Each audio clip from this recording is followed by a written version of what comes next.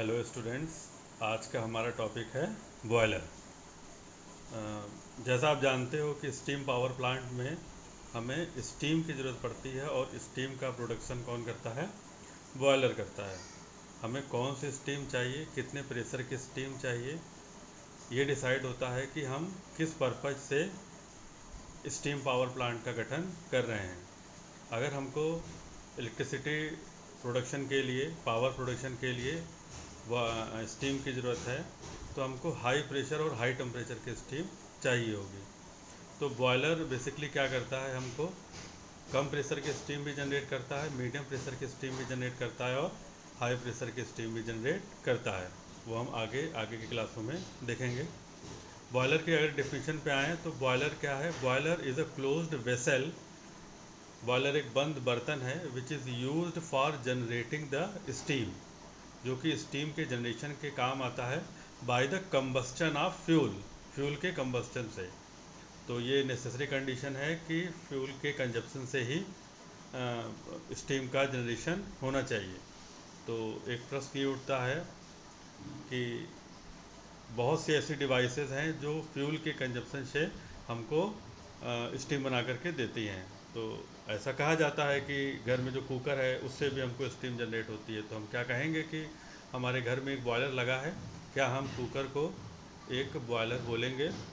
तो हम कुकर को बॉयलर क्यों नहीं बोलेंगे, उसका आंसर हमको मिलेगा according to IBR, Indian boiler regulations. तो हमारे देश में जो भी बॉयलर होगा according to IBR, Indian boiler regulations, उसकी कैपेसिटी कम से कम 22.75 लीटर होनी चाहिए। उसका वॉल्यूम बॉयलर का कम से कम 22.75 लीटर होना चाहिए। उससे ज़्यादा है तो भी ठीक है, लेकिन 22.75 लीटर से अगर कम वॉल्यूम है हमारे बॉयलर का तो उसको हम बॉयलर नहीं बोलेंगे, उसको हम सिर्फ एक सिंपल स्टीम जनरेटर बोलेंगे। तो ये डिफिनीशन बॉयलर की क्लियर हो गई कि boiler is a closed vessel, एक बंद बर्तन है which is use for generating the steam by the combustion of fuel having a capacity of 22.75 litre or more. अगर इतनी कैपेसिटी है अकॉर्डिंग टू IBR तब तो उसे हम बॉयलर बोलेंगे, वरना नहीं बोलेंगे। तो ये बॉयलर की डिफिनीशन हो गई। अब बॉयलर का क्लासिफिकेशन, बॉयलर को कई तरीके से क्लासीफाई किया जा सकता है।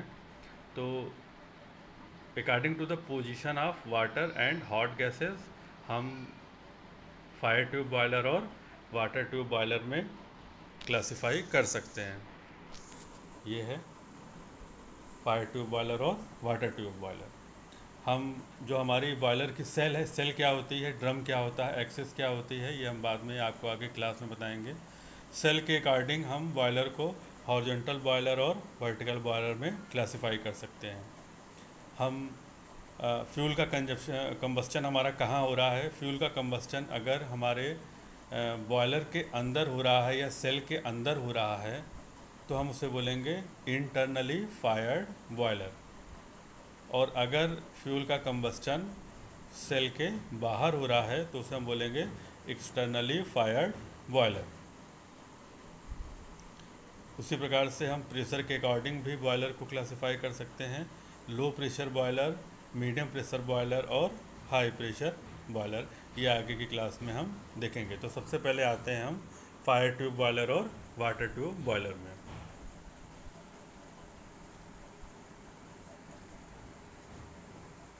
तो सबसे पहले फायर ट्यूब बॉयलर है। फायर ट्यूब बॉयलर क्या होता है? फायर ट्यूब बॉयलर का मतलब है कि आपका जो शेल है, सेल के अंदर ही फ्यूल का कंबस्चन होना है। जैसे ये आपका एक सेल है और इस सेल में यहाँ पे फायर डेवलप होंगी। ये फायर कैसे डेवलप होंगी? अंदर ग्रेट होगा, जहाँ पे हम जिस प्लेटफॉर्म पे हम फ्यूल का कंबस्चन कराते हैं उसे हम सेल ग्रेट या फ्यूल ग्रेट कहते हैं।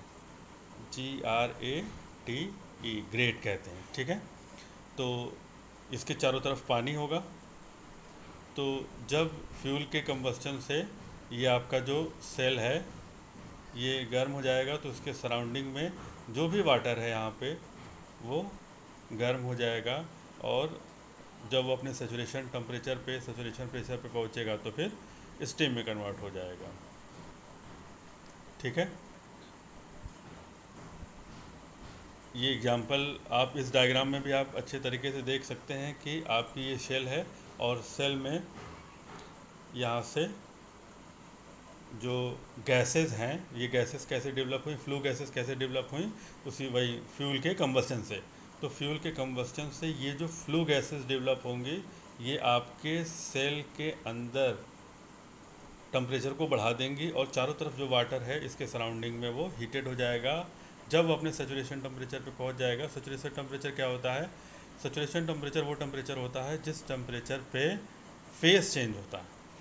अगर हम 1 बार प्रेशर की बात करें तो वाटर का 1 बार पे सेचुरेशन टेम्परेचर कितना होता है? 100 डिग्री सेंटीग्रेड। जैसे जैसे सेचुरेशन प्रेशर बढ़ता जाता है उसी प्रकार से सेचुरेशन टेम्परेचर भी बढ़ता जाता है। ठीक है, तो अगर हम हाई प्रेशर की बात करेंगे तो वाटर का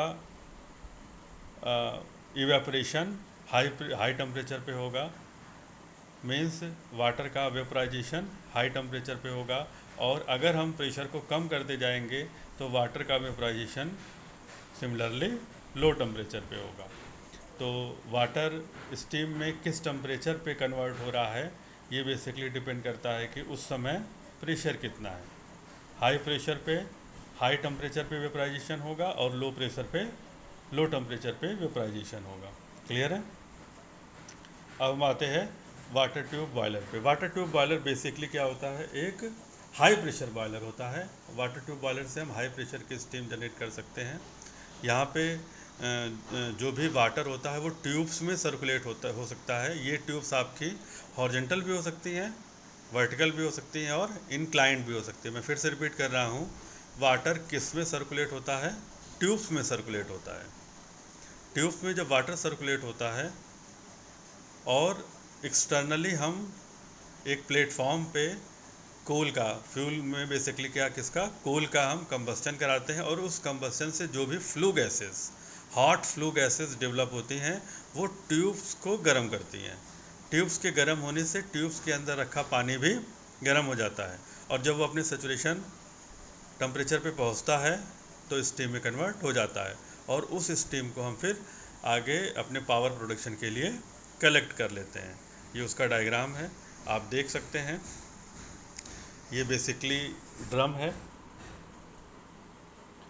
ये एक ड्रम है और इस ड्रम में इसके 1/3, ये देखिए, ये जो है 1/3 वाटर है और इसका जो 2/3 हाइट है ड्रम का वो अभी बचा हुआ है। इसी 2/3 हाइट में हम क्या करेंगे? स्टीम को कलेक्ट करेंगे।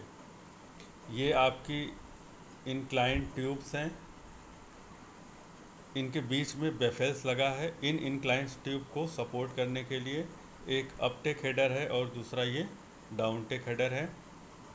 ठीक है, बाहर यहाँ पे हम चेन ग्रेट स्ट्रोकिंग सिस्टम में की वजह की सहायता से हम यहाँ पे कोल का कंबस्टन कराएंगे और कोल के कंबस्टन से जो भी फ्लू गैसेस डेवलप होंगी वो हॉट गैसेस, फ्लू गैसेस, वो इन सारी ट्यूब्स को गर्म करेंगे और ट्यूब के गर्म होने से अंदर रखा वाटर भी गर्म हो जाएगा। अपने सेचुरेशन टेम्परेचर पर पहुंचने के बाद ये देखिए वापस यहाँ पे इस 2/3 हाइट में कलेक्ट हो जाएगा, जो कि ड्रम में ऊपर एम्प्टी स्पेस छोड़ा गया है पानी के ऊपर।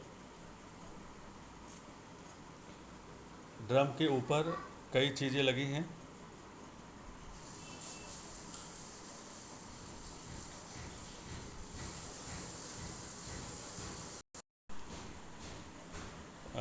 ड्रम के ऊपर कई चीज़ें लगी हुई हैं।